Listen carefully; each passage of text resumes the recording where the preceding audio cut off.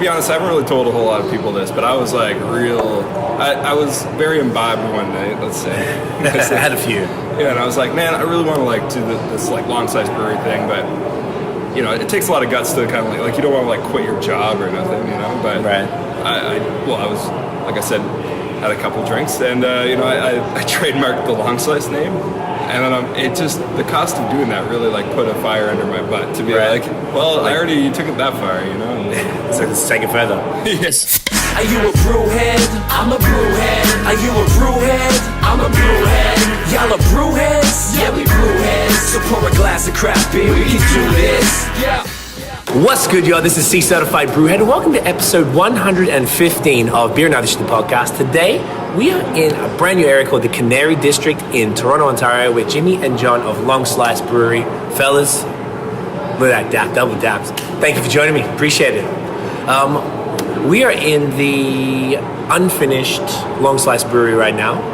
Nice set. Thank you guys for setting this up. Looks fantastic. Everything good? Yeah. Y'all chilling? It's great, yeah. Yeah, it's a nice Sunday afternoon, super chilly. Got the game going on next door, so we've got a lot to get into today. There's a whole bunch of stuff to cover. Let's start with the beer. Which one we start with? Do you want to start with a new one that you haven't tried before? Yeah, let's do it.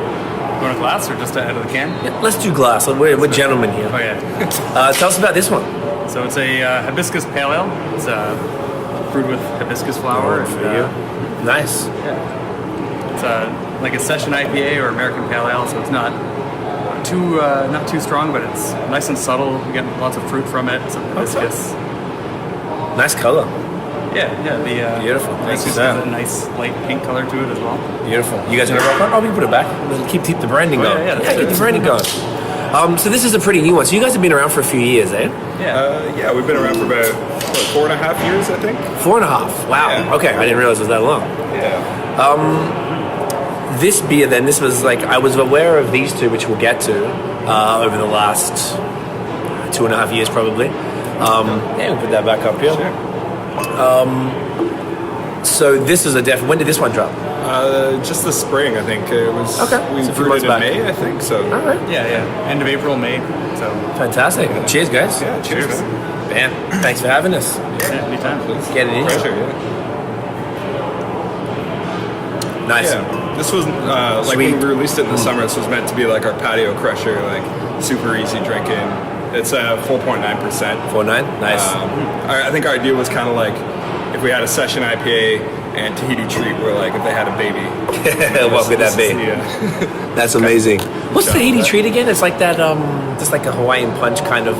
Yeah, it's like carbonated fruit punch. Okay. Yeah. I love it. That's amazing. This is fantastic. Nice and sweet, but still balanced. Got that dustiness that I like. That when IPAs or pale ales have that joint. Good stuff. I don't know if you. Another thing I always do, I review the beers. I always take the selfies with the beer. Sure. It's always more fun if the guys who made it are in it. You jump. Oh, someone hold up the beer just because they don't have. There we go. Hang on. There we go. Who do that? It's good. That's ridiculous. Fantastic. All right. So where are we gonna start? Let's start with your beer story. So, how did you guys both get into beer? It starts a long time ago. So I'm 31 now. I brewed my first batch of beer when I was 16 years old. Jesus. So You weren't drinking it, of course. Though. No. No. Just for experience. But me and Jimmy are from like Utterson, Ontario, a small town, very rural area. Where's that near? It's in Muskoka. It's in between Bracebridge and Huntsville. But we went to high school in Bracebridge. I missed the bus one day, so I had to wait for my dad to come pick me up, and I just wandered around town.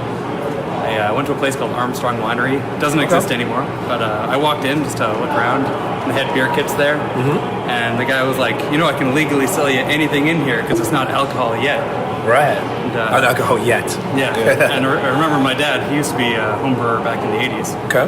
So he had all the equipment at home. So I just bought a $15 kit and I just did it. went home and brewed my that was first it? batch. Yeah, that was really got the ball going on our whole brewing career and stuff. Wow. Yeah.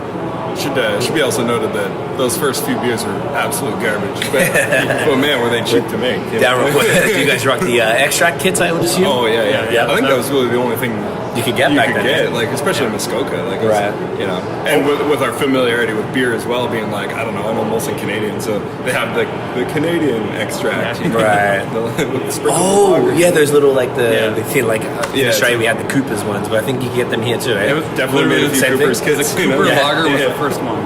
Right. Yeah. That's what you used. Yeah, exactly. How Yeah. bad was that? It was pretty bad. That was pretty bad. I used a lot of corn sugar, like the bag, the 1 kilogram bags. A lot of Okay. those to like raise the ABV. Right. And then like every bottle, you put a little bit of a spoon in them, so they're like super carbonated. Right.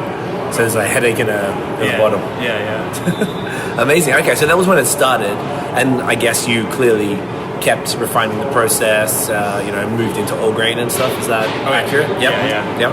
Zero is like, you make a batch of beer thinking, oh, this one's going to be a little bit better, and then you taste it, you're like, yeah, there's something a little bit off, so you tweak it every time, and then eventually you're like, oh, I can't do what I want to do with extract, so you move to the next level, like partial mash, Right. and then you go like, just jump in all the way and do full like beer in the bag. What's the partial mash? I don't even think I've heard of that. So partial mash was like, so you still use, like if a 5-gallon batch, you brew like 3 gallons as extract, but you use some grains to like, you get some all grain, just because Right. you don't have like a big mash tun, you just have like a stovetop Right. kettle. I think typically like you use crystal malts because they're already sort of mashed inside the husk of the barley, right? Like, Right. for all intents and purposes, they have like little crystal, like sugar crystals inside. Right. So if you just steep it like tea, you still get the flavor and like you're extracting that like without having to do like a proper mash. For the beer. Do you want a beer, Brad? You grab on that. Okay, sick. So that was because we were home brewing a few years ago. My co-host Scott and I, and we were doing we did straight from the kits. We didn't use the Cooper's kits, but then you went straight to all grain. So I didn't know there was a halfway point. Yeah. There's a couple of halfway. There's also like brew in a bag. So I went from partial mash, brew in a bag, to actually just like a mash tun and stuff. Right. So, Okay, so you did the steps. Yeah. So that was a bit of time ago. And then how did that sort of progress over the years to get you to the point where this type of thing would happen? So like a few years ago, well I guess probably about 6 years ago now, I was working at a craft beer bar and we actually went to one of those U-brew places. Oh yeah. I really enjoyed those. Yeah, like you go in and essentially they just have liquid malt extract Yes. and they're like, oh, what do you want to make? The dark ale, the pilsner? And you just like kind of just get a jug full of it and dump it in. Anyway, like it wasn't very good. Like at the end, like when we finally got the bottles back, we're like, this tastes like the shitty homebrew I used to make in Muskoka, you know? And I was like, man, I used to make better beer at home, and then it kind of reignited my hobby. This is my story. John lived in Korea at the time, so. But I was living with our other partner, Sebastian, who's unfortunately couldn't be here today. And so I just started like building, half the fun of homebrew is building all the stuff, like building your mash tun, building your kettle, and experimenting with the beers. And I think just everything sort of took over our apartment with homebrew equipment. Became like a makeshift brewery up in there. Yeah, exactly. I don't know, it just became something we were just all super passionate about and probably just wanted to get the shit out of the apartment. It's like, all right, let's do this. Let's do it properly. To be honest, I haven't really told a whole lot of people this, but I was like I was very imbibed one night, let's say. I had a few. Yeah, and I was like, man, I really want to like do this like Longslice Brewery thing, but it takes a lot of guts to kind of like you don't want to like quit your job or nothing, but Right. I was, like I said, had a couple drinks, and I trademarked the Longslice name, and then the cost of doing that really like put a fire under my butt to be Right. like, well, I already took it that far, and So let's take it further. Yeah, exactly. When was that? That was in 2013, I think. Solid 5 years ago. And you're saying you've been 4.5 years. Yeah. So that means basically you trademarked it, and then you're like, all right, well, now we're gonna do the real work.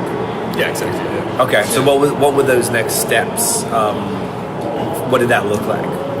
that was it was fun because like at that point I was still living in Korea and 14-hour time difference.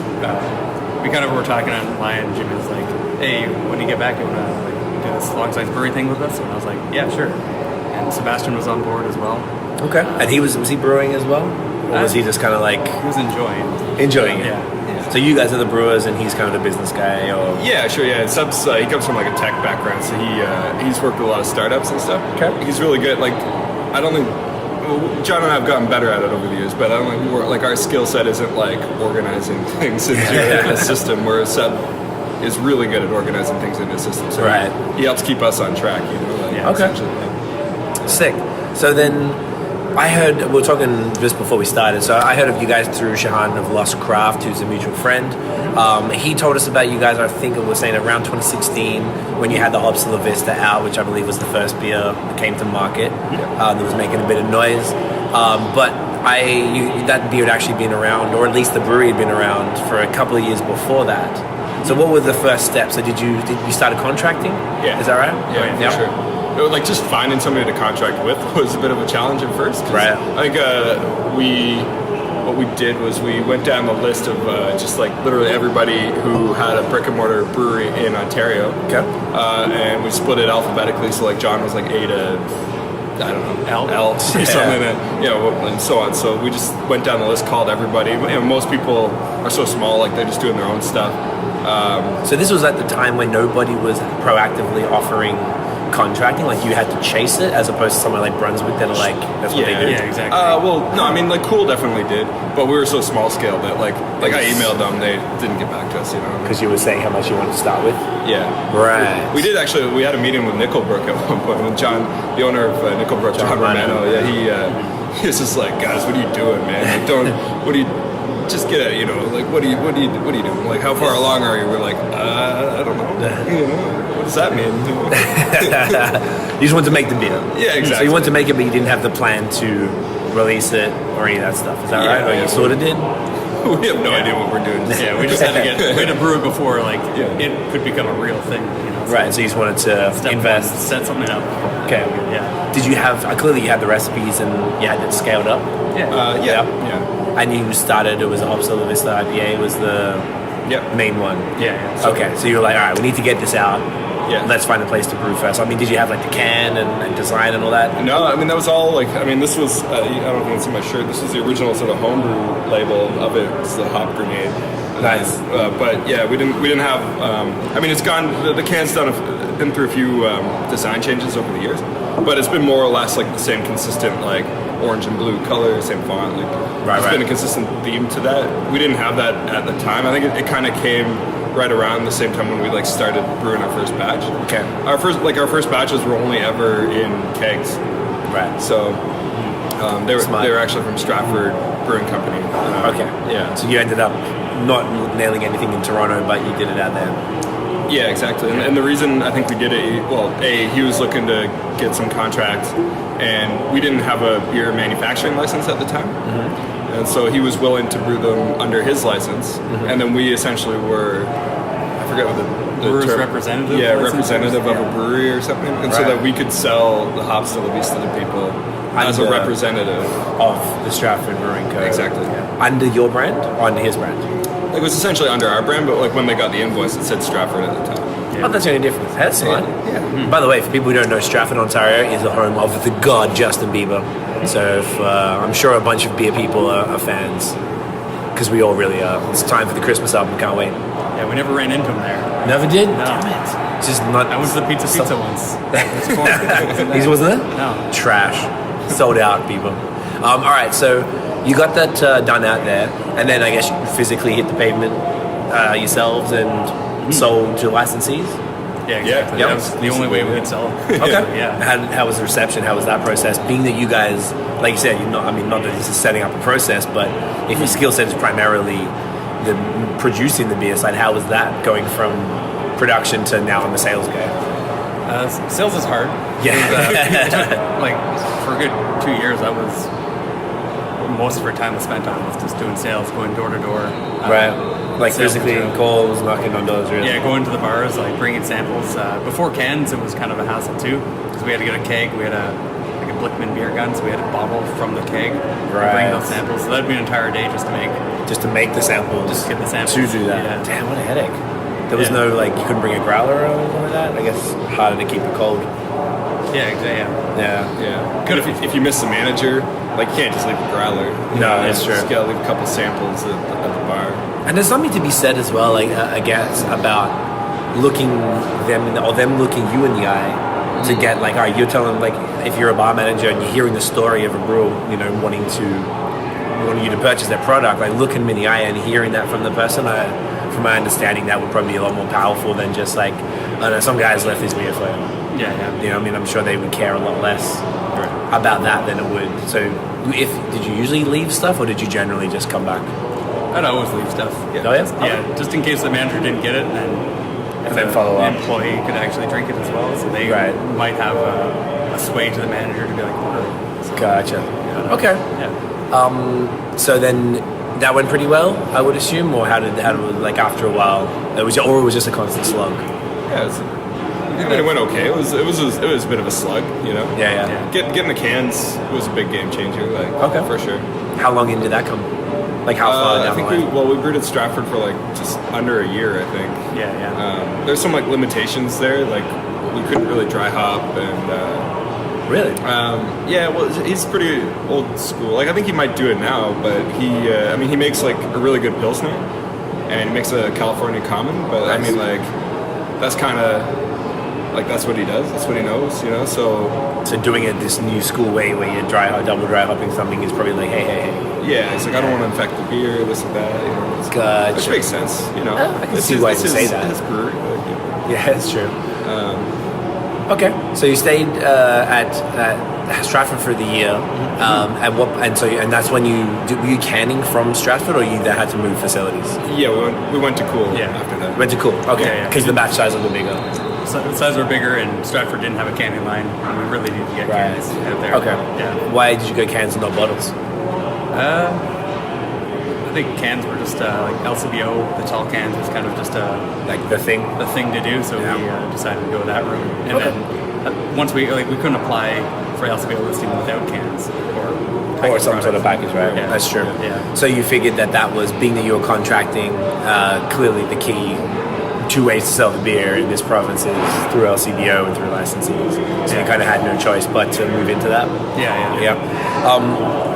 That was, when was the cans? Like, was that 2016? 2015. 2015. Yeah, Okay. because we won gold medal that year, and it was like a big deal for us because the recipe, we were allowed to brew it however we wanted at Cool, right? We could dry hop it, we could add the hops we wanted, and so like this isn't a dig at Stratford, but it was more true to the original recipe or whatever we brewed there. And So it started becoming a bit of a better beer, essentially. yeah, it's like how we originally like intended it to be, I think, and we won gold medals, so we were At just, what? Ontario Brewing. Ontario Oh no! Wait, Brewing so you Board. submit? That's smart. That's Yeah. great. Yeah. Maybe that's how I heard of it. Maybe that's how Shahan told me about it. So, these guys are winning like medals at the like OBAs or whatever. That sounds real familiar now. All right, sick. So that win, I assume that helped the cause. Yeah, we had a meeting like the day after with the LCBO for like our product submission or whatever. So it's kind of like hey, guys, we walked in with the medal. Here you go. I don't know. Actually, I think we have it here. I think Oh, do you know what? It's in that tub. Okay. Yeah, grab it. Yeah. Okay, that I'm sure they looked at you pretty favorably because of that. It was a big win for just us, our motivation and stuff too. Like we never had any, like, you go door to door, you get 95% no's, right? Of course, yeah. So when somebody we won a gold, they're like, somebody likes our beer. They tasted a blind tasting, they really like our beer, so it made us feel, it reinvigorated us too. Right. So I just like to point out, like the night we won it, so you can see that, I don't know, the camera probably can't pick it up. We'll get a B-roll. But the varnish is stripped off just from Everybody us holding it so tight. We're like, we can't drop it. Like, we're taking this to the meeting tomorrow. We're gonna like sit it down on the LCBO desk. Like, there you go, Jeffrey. Yeah, exactly. That is sick. That looks pretty cool. I didn't realize that was so big. Yeah, it's actually a tap handle. There you go. Oh, right. That's sick. It's British IPA. Braddles, can you get some B-roll of? You can come up and just get it straight out of your hand right there. Sure. That looks sick. So why British IPA? That's not what I would have expected for it to be. Because isn't it more of an American IPA? We can pour one, and you get to see the the thick malty backbone to it. Yeah, So, please. Okay. Yeah. So I mean, this one's actually like originally my recipe. It's a homebrew recipe that I had, and so like at the time, like I didn't really think about it. Like I mean, I was working at a craft beer bar, so I'd always try that was a terrible pour. different hoppy beers from different like producers and stuff. For you guys. Okay. But I mean, I just more looked at like the sort of overarching like what kind of things do I like about certain IPAs and what don't I like, and I definitely liked it to have a little bit of a sweeter sort of malt backbone. But I mean, I do really enjoy the American hops with the citrus and the sort of the grapefruit notes and stuff. And so like this is kind of a combination of that, where you do get that sweet like malty backbone, but like it's predominantly American hops in it, so you get like you do get a bit of the grapefruit and sort of yeah, totally that fruitiness you expect. Yeah. So I would definitely consider this an American over a British, as far as like maybe just subjectively. But It's what do you consider it? What do you guys consider? I consider it in the middle, like to be honest. Call it like a hybrid sometimes, hybrid American British style. Yeah. I mean, when you submit for awards and stuff too, right? They have criteria, and they give that to you beforehand, right? So you look over like, what's the most likely category according to your rules that like I'll win a medal, So, so you put it under that. I guess that's BJCP. Exactly, it's BJCP for the Ontario. It's BJCP. That's what they go by. What do other ones go by? Like different. I don't know. I was looking up the other day that the World Beer Awards go by something a little different. Like they have like overarching categories. Like it'll be like best IPA, but then within that it like fans out into like other every different style of IPA. So I think if you win, like you go through all the subcategories, and then if I don't know exactly. So it's complicated. Okay. Yeah. I thought BJCP was the worldwide system or whatever. It's pretty much classifies it, right? Yeah. OBAs is actually slightly different than the BJCP. They have like categories that BJCP doesn't have. BJCP also changes like every 2 years. Yeah, I mean they kind of have to though. Yeah, I heard they brought in like we were at GABF a couple months ago, and I know this was the first year they brought in the hazy IPA category, New England IPA, and that had like more than I think it was like the most like 600-700 entries, and most of them got 1 to 200. Like that's how crazy it was, to the point where they had to bring that in. So I think that they don't have a choice but to move with the times. Exactly. Bring in new categories. Well, I think that's what craft beer is all about, though, right? Like we could just brew traditional, 400-year-old styles or whatever forever, but new techniques come about, like new ingredients become, available.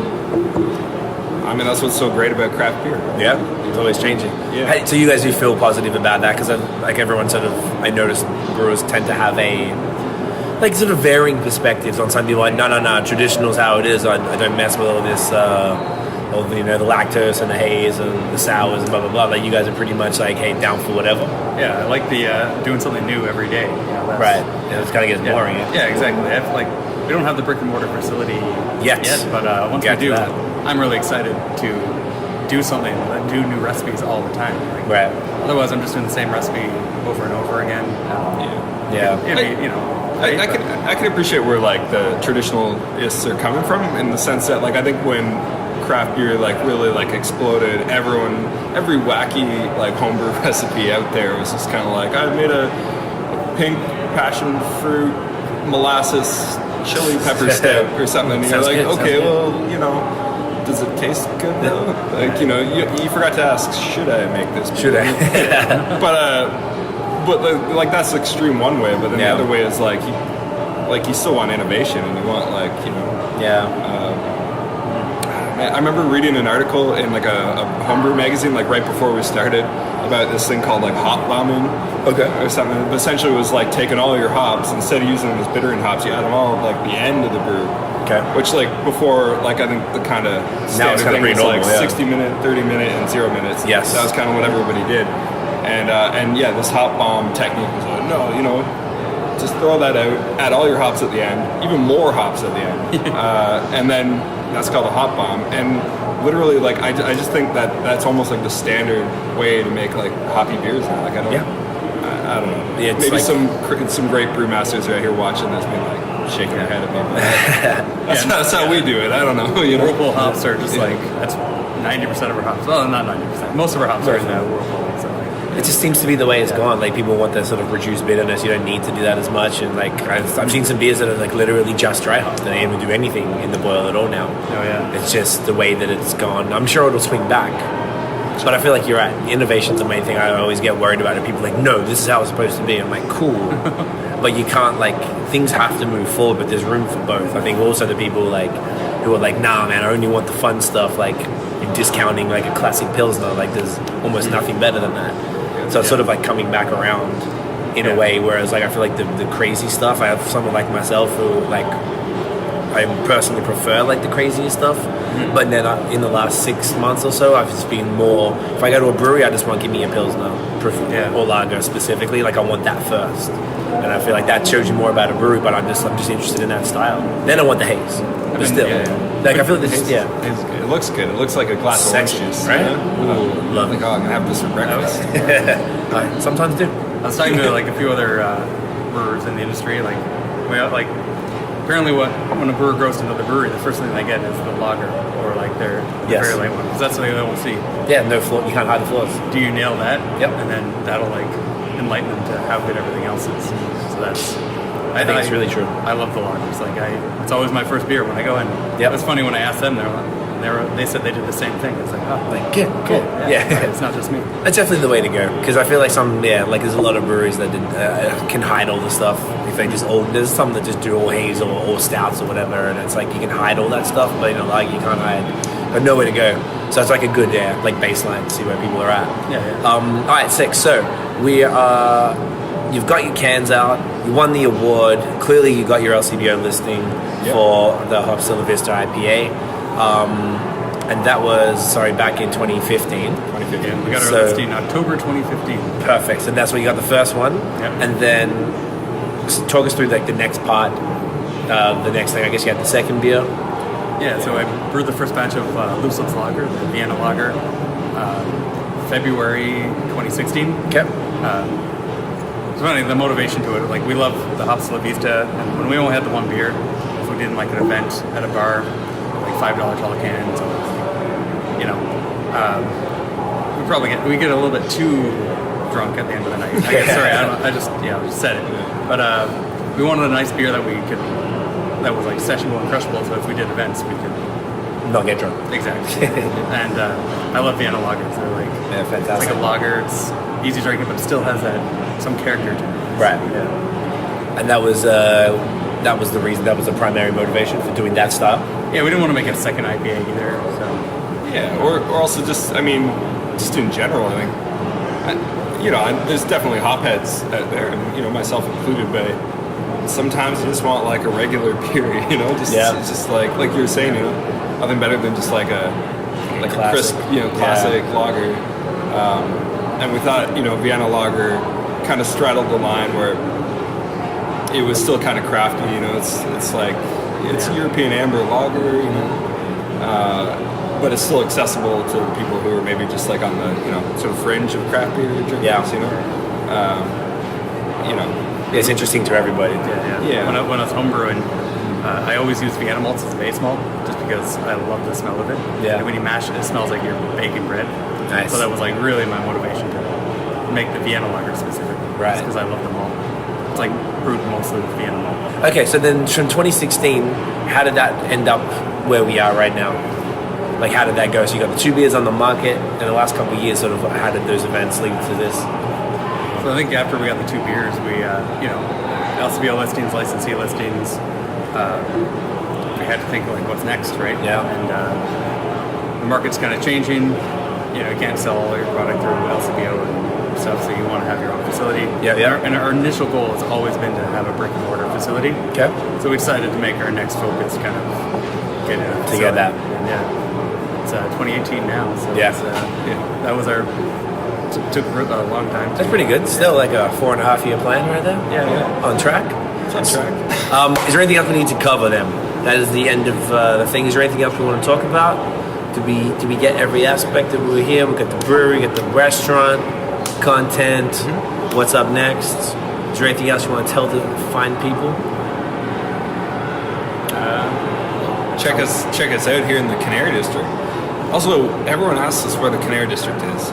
Yes, explain the district, because it's a whole new thing. Yeah, it's a whole so if you were familiar with the Pan American Games of 2015, yes, you would be familiar that this area was the athletes' village that time. Sure was. If you weren't familiar with any of that, then you probably know where the Distillery District is. Yes. It's a very famous neighborhood in Toronto, and we're a block east of there, so it was a bunch of marshland down here. I don't know. They made condos. They made condos here, and now as we're they here. do. Yeah. And now we're making beer right here. Yeah, no, that's the thing. Yeah. So 484 Front Street East. right underneath a condo. It's on the corner. You can't miss it. Come through. So this is going to drop mid-December. Where can they find you guys online to follow the updates to see when you're going to actually be opening? Longslice.com sounds good. I mean, that's a good place to just check out where our beers are currently and see a little bit about us. Honestly, follow our Instagram accounts. We're at Longslice on Instagram. We're at Aviary Brew Pub on the Aviary side of things. Okay. We have Twitter and Facebook, but find them. Yeah, whatever. You know what? Google it. Google it. It's out there. Yeah. Boys, thank you very much for hanging out today. I appreciate it. It's been a pleasure. You guys are awesome. Guys, thank you so much for watching. If you enjoyed the episode, bam, smash the thumbs up. Hit subscribe below. Hit the notification bell so you know when the new drops. Follow us on social media at BAOS Podcast. And check out the long form audio so you can hear extraordinarily attractive gentlemen and these two young men right here talk about beer. That is it, y'all. Thanks for watching. We'll see you in the next episode. Get it in ya. Cheers. Cheers. Woo. Hey.